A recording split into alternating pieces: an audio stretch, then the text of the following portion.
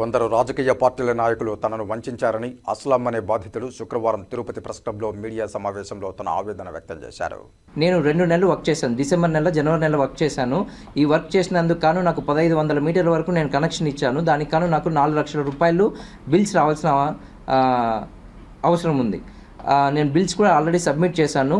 కానీ ఒక 2 bills AE వాళ్ళు కూడా సరిగ్గా వాళ్ళు వర్క్ చేయక నాకు బిల్స్ కూడా పెండింగ్ పెట్టడం జరిగింది.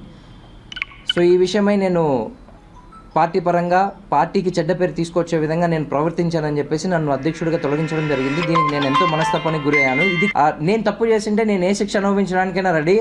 సో నా కాల్ డేటా మొత్తం అంతా కూడా తీయమని చెప్తున్నాను. అందుకోసమే వీళ్ళు నాకు చెప్పిన ఇన్ఫర్మేషన్ ప్రతి ఒక్కటి రాంగ్ ఇన్ఫర్మేషన్ ఇచ్చి నాకు మోసం చేయడం జరిగింది. నాకు కానీ న్యాయం జరగకపోతే నేను ఇదే ప్రెస్ క్లబ్ దగ్గర ఆమరణ నిరాహార దీక్ష కూర్చోవడానికి రెడీ అని చెప్పడం కోసమే నేను ఈ ప్రెస్ మీట్ పెడుతున్నాను సార్. దయచేసి దీనికి సంబంధించిన డీటెయిల్స్ అన్నీ కూడా పవన్ కళ్యాణ్ గారి వరకు చేరాలని నేను మనస్ఫూర్తిగా కోరుకుంటున్నాను. నాకు న్యాయం జరిగేంత వరకు నేను ఇక్కడే ఆమరణ నిరాహార దీక్ష కూర్చుంటాను. ఇదైతే నేను చాలా గట్టిగా చెప్తున్నాను.